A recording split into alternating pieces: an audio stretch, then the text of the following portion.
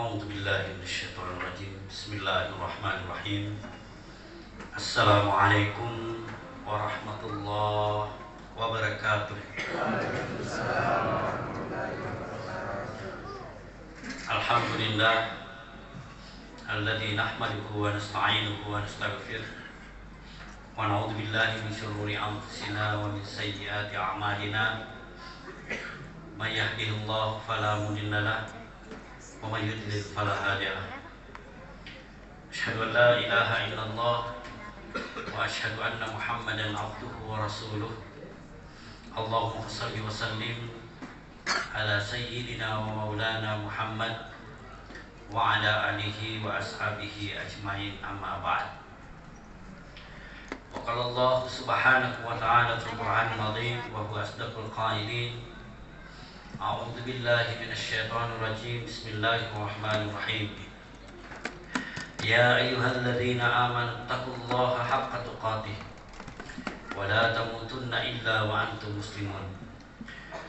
Wa qala aidan ya ayyuhalladzina amanu kutiba alaikumus shiyam kama kutiba alal ladzina min qablikum la'allakum tattaqun. Wa fil hadits qala Rasulullah sallallahu alaihi wasallam man qama ramadhana imanan wa ihtisaban ghufira lahu ma taqaddama min dzambihi. Sadaqallah wa sadaqa rasuluhul karim. Bapak-bapak, ibu-ibu, jamaah rahimakumullah, kembali kita memanjatkan puji syukur kehadirat Allah Subhanahu wa taala. Oleh karena pada malam yang keempat ini kita masih diberikan kesehatan, diberikan kekuatan, dan yang paling utama adalah keimanan, sehingga kita kembali berkumpul di tempat ini guna melaksanakan salah satu kewajiban kita selaku seorang muslim, berupa salat isya secara berjamaah, yang insya Allah akan dilanjutkan dengan kegiatan-kegiatan untuk menghidupkan malam-malam di dalam suci Ramadan, berupa salat tarawih, witir, dan mungkin dilanjutkan dengan tadarus Al-Quran. Begitu banyak saudara kita ingin sampai di bulan suci Ramadan, akan tetapi takdirnya wafat sebelum sampai di bulan suci Ramadan. Banyak saudara kita sampai di bulan suci Ramadan, tapi Allah berkehendak mereka tidak diberikan kekuatan seperti kita untuk menghidupkan malam-malam Ramadan di masjid ini. Dan ada sebagian orang diberikan kesehatan sampai di bulan suci Ramadan, akan tetapi iman mereka lepas di dalam dada mereka, sehingga menjadi murtad, tidak keluar dari Islam, sehingga tidak merasakan nikmatnya bulan suci Ramadan. Salam serta salam tak lupa kita kirimkan kepada baginda Rasulullah Nabi Muhammad sallallahu alaihi wasallam, Nabi yang senantiasa menjadi panutan kita, menjadi suri teladan kita di dalam melaksanakan segala aktivitas sehari-hari kita. Jamaah rahimakumullah, pada malam yang lalu kita sudah mendengarkan sebahagian dari bagaimana etika kita, bagaimana adab kita di bulan suci Ramadan atau menjalani bulan suci Ramadan. Maka pada malam ini, sebagaimana amanah yang diberikan kepada kami, yang akan kita bicarakan, yang akan kita bahas, yaitu tentang bagaimana menghidupkan malam-malam di bulan suci Ramadan. Terkait dengan ini, Rasulullah sallallahu alaihi wasallam bersabda, "Man qama Ramadhana imanan wa ihtisaban, ghufira lahu ma taqaddama min dzambihi." Dari hadis ini, dari teks sebelumnya, "Man shoma Ramadhana imanan wa ihtisaban, ghufira lahu ma taqaddama min dzambihi." Jadi terkait masalah perintah puasa, di awal-awal Ramadan, malam pertama, kedua, dan ketiga, sudah dijelaskan bahwa bulan suci Ramadan ini pada hakikatnya adalah bulan puasa, sahur siam. Sehingga di dalam hadis Rasulullah dikatakan, "Man shoma Ramadhana imanan wa ihtisaban, ghufira lahu ma taqaddama min dzambi." Barang siapa yang berpuasa di bulan suci Ramadan karena keikhlasan, karena keimanan, mengharapkan ridha balasan dari Allah Subhanahu wa taala, maka dosa-dosanya diampuni yang telah lalu. Begitu juga bagaimana menjalani malam-malam Ramadan. Sebagaimana hadis yang kami bacakan tadi, "Man qama Ramadhana imanan wa ihtisaban, ghufira lahu ma taqaddama min dzambi." Barang siapa yang menegakkan malam-malam di bulan suci Ramadan. Sebagian mufassirin mengatakan atau ahli hadis mengatakan bahwa qama di sini dianggap adalah ibadah salat sunnah. Ada lagi yang mempertegas bahwa qama di sini yang dimaksud adalah salat sunnah tarawih. Ada yang bertanya, Ustaz, adakah tarawih di masa Rasulullah Sallallahu Alaihi Wasallam? Kita tidak pernah dengar. Tarawih yang ada itu pada masa Umar bin Khattab radhiyallahu anhu. Yang banyak diperdebatkan juga adalah tentang yang manakah paling benar, tarawih 20 atau tarawih 8 atau tarawih 36 atau tarawih 41. Banyak orang berdebat terkait masalah tarawih ini, tapi tidak sedikit dari mereka capek berdebat tapi tidak melaksanakan juga. Yang pada intinya di sini adalah melaksanakan atau salat tarawih itu pada hakikatnya tidak terhingga jumlahnya. Walaupun ada beberapa contoh dari para sahabat dan para tabi'in. Misalnya pada masa Umar bin Khattab, di situ pertama dihimpun orang salat malam. Jadi pada masa Rasulullah Sallallahu Alaihi Wasallam, pada awal-awal itu Rasulullah Sallallahu Alaihi Wasallam salat di malam Ramadan, kemudian ada sahabat mengikutinya. Malam kedua juga demikian. Malam ketiga tambah banyak orang, sehingga karena kekhawatiran Rasulullah dia tidak muncul. Kemudian besoknya sahabat bertanya, "Ya Rasulullah, kenapa malam ketiga tidak muncul bersama kami untuk melaksanakan sholat?" Apa kata Rasulullah? "Saya khawatir kalau sholat malam itu di malam Ramadan dianggap wajib, sehingga ini adalah sunnah." Kemudian pada masa Umar bin Khattab, sholat malam di bulan suci Ramadan yang kita sebut dengan sholat tarawih, Umar melihat berkelompok-kelompok orang melaksanakan sholat. Ya, ada di depan, ada di sudut sana dan sebagainya. Sehingga Umar berpikir, alangkah baiknya kalau orang ini dikumpulkan dengan satu imam. Sehingga pada waktu itu sholat tarawih atau sholat malam di bulan suci Ramadan dilaksanakan secara berjamaah dengan satu imam. Jadi pada hakikatnya kalau kita mau ikuti Rasulullah, ya, secara zahir ini boleh kita berkelompok-kelompok, ada imam di sini, ada juga di situ, ada juga di sana. Akan tetapi dengan ijtihad Umar bin Khattab, salat tarawih ini dilakukan secara berjamaah. Jadi kalau kita mau berdebat tentang bid'ah, tidak ada pada masa Rasulullah, maka apa yang dilakukan pada malam ini termasuk bid'ah yang kita lakukan. Kalau berdasar bahwa apa yang tidak dilakukan oleh Nabi itu bid'ah, sesat. Begitu juga perdebatan tentang 11 rakaat, 21 rakaat, 37 rakaat, 41 rakaat. Yang pada intinya kita tidak perlu perdebatkan itu. Masing-masing punya dasar. Mungkin ulama melakukan suatu ibadah tanpa landasan yang jelas. Saya selalu mengingat pesan Al-Mukarram, ya, almarhum Andre Gurta, mantan ketua MUI Sulsel, K. Haji Abdul Muin Yusuf, Kalisidendreng. Beliau mengatakan narik angkan atau pandrita mulai akacueri Nasabah mustahil to pandai pakai betul. Kalau sudah ada ulama yang melakukannya, ikutilah, karena mustahil mereka menyesatkan kita. Apalagi kita terkadang menjadikan kiblat itu adalah Saudi Arabia. Mereka melaksanakan 20 rakaat. Kini sebagian kita di Indonesia terlalu ego mengatakan 8 paling benar, ingin mengikuti Rasulullah.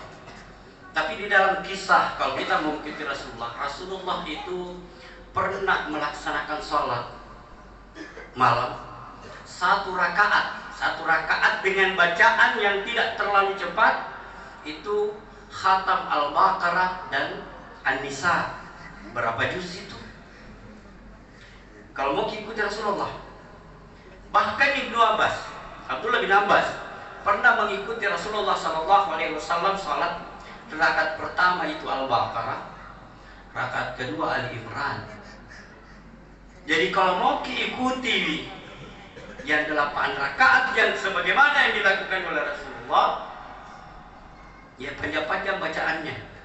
Nah kita sudah 8, tidak khusus lagi, masih menyalahkan yang 20 rakaat. Kenapa sahabat berijtihad melakukan 20 rakaat? Supaya ada jeda sedikit.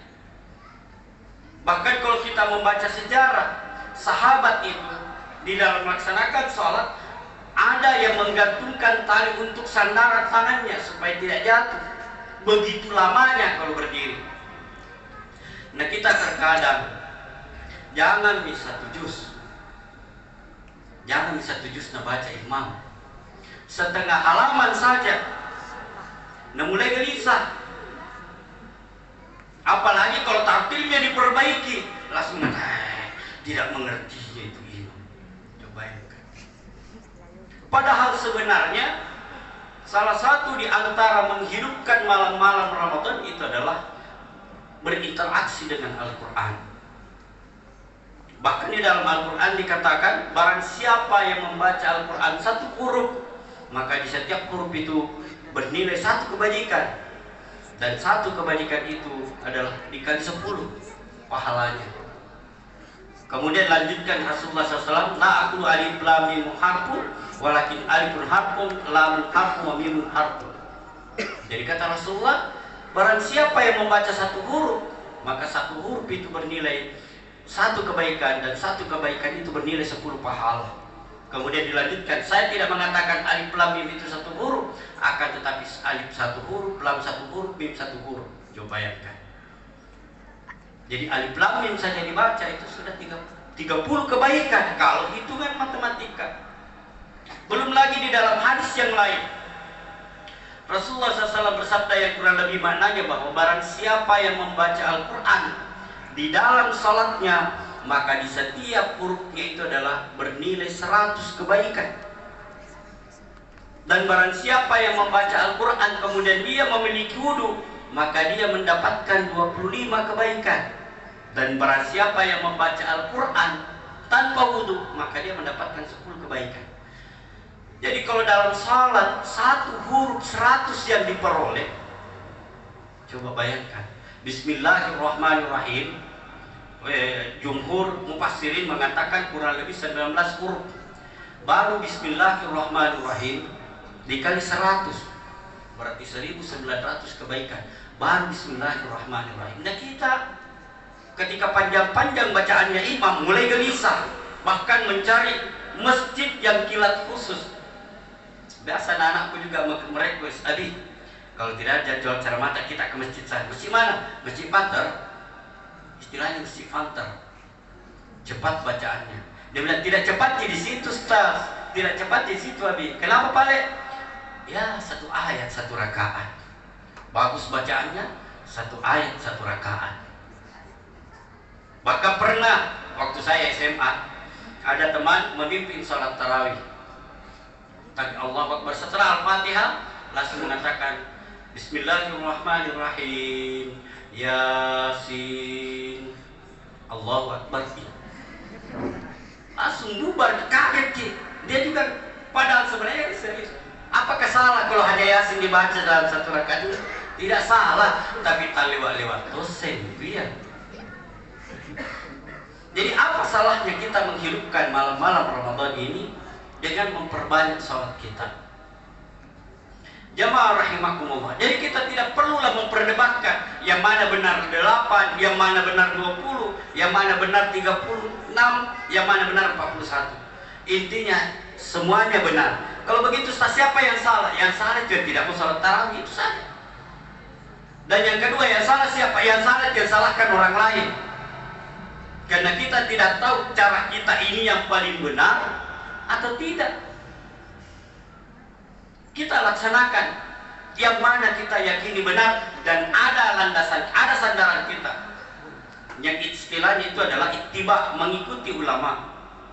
Apakah ada 8? Ada 20? Ada 36? Ada 41? Ada yang tertinggal? Ada. Jadi silahkan laksanakan.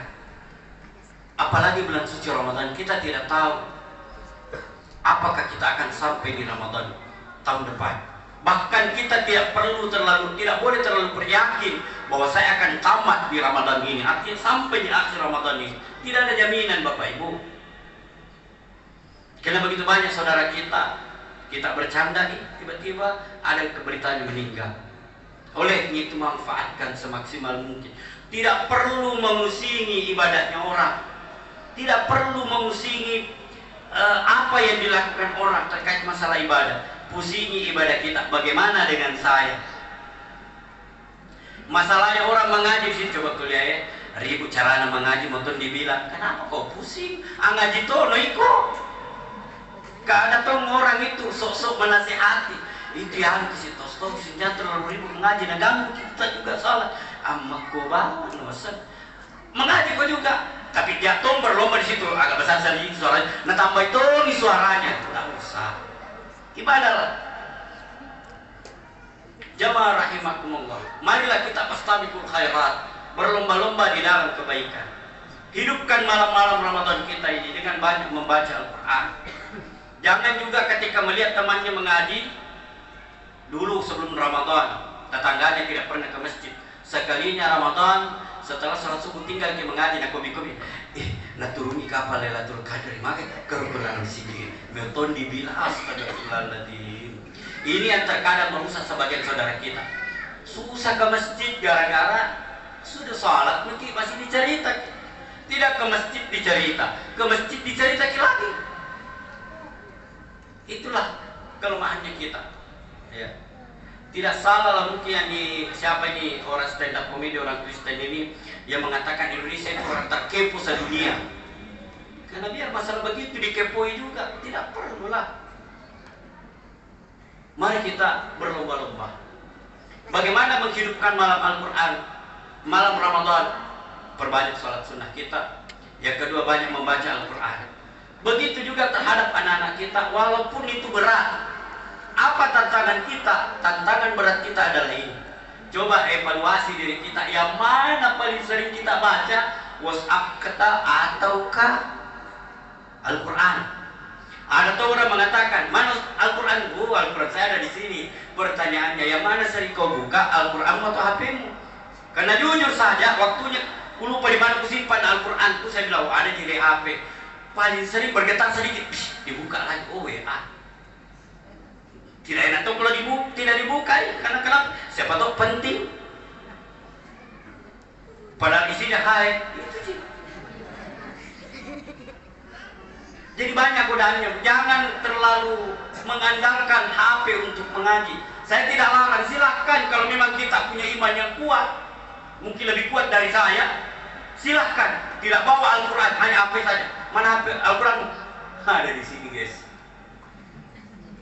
Baru saya percaya Bapak Ibu, kalau kita bawa HP, matikan kuotanya. Baru gak percaya. Tapi kalau jalan kuotanya gak percaya, gak saya. Makanya baca Al-Quran, miliki Al-Quran.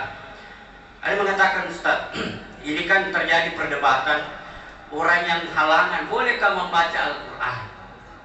Ya sekarang terjadi perdebatan itu antara pegang Al-Quran ketika halangan tidak bisa pegang Al-Quran. Ada sebagian ulama mengatakan boleh mengaji kalau memperbaiki bacaan atau memperbaiki hafalan. dengan cara bukan Al-Quran yang umum yang tidak ada terjemahnya, tapi Al-Quran yang ada terjemahnya. Karena itu dianggap tafsir. Itu satu pendapat.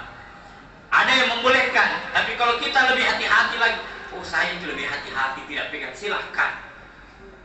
Seperti itu. Kemudian yang kedua, anak kita. Ini anak dua ini yang di depan saya, anak saya. Tawar menawar masalah mengaji, Bu, Pak, dengan HP. Bikin perjanjian. Ku kasih ku HP-mu dengan catatan. Ada catatannya, Pak, Bu. Mengaji. Syaratnya pertama, mengaji minimal 4 halaman setiap selesai sholat wajib. Pernah gak salah sebut?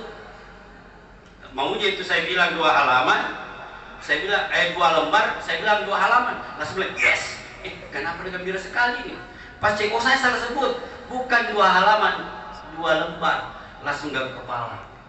Tapi tadi MOU-nya begitu. Awalnya anak-anak kita tidak ikhlas, dan uji kejujurannya. Saya mengatakan, waktu malam-malam pertama saya ceramah bicara tentang salah satu di antara yang membatalkan pahala puasa itu adalah dusta. Jadi kuliah lihat ini dusta.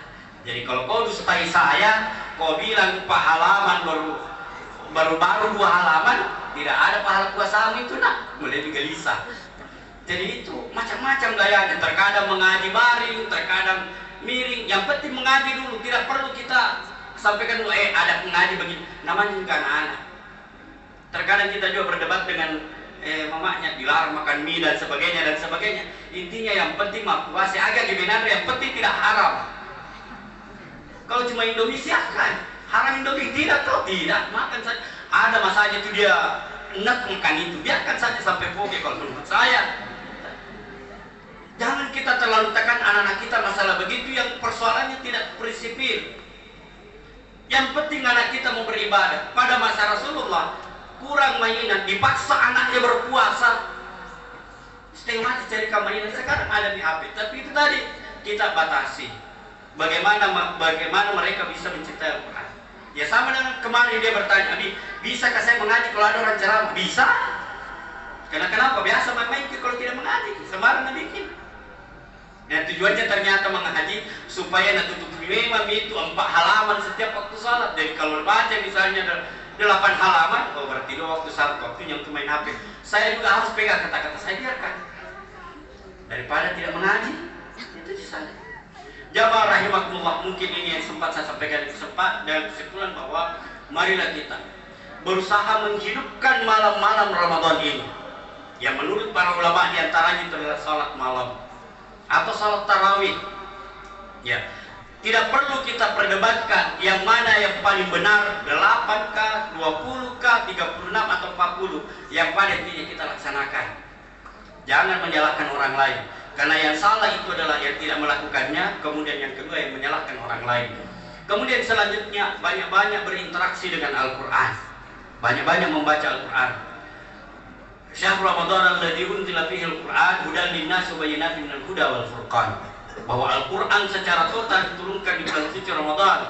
Ada ulama mengatakan pada malam 17 Ramadan. Nanti setelah itu baru turunkan secara berangsur-angsur. Maka bacalah Al-Qur'an. Apalagi bulan suci Ramadan, pahalanya berlipat ganda. Kemudian janganlah kita gelisah ketika imam membaca Al-Qur'an panjang-panjang pada saat sholat, karena pada hakikatnya bacaan pahalanya itu untuk kita, dan makin banyak bacaannya makin banyak pahalanya. Lebih dan kurangnya mohon dimaafkan. Wallahu muwaffiq ila aqwamit thoriq. Wassalamualaikum warahmatullahi wabarakatuh.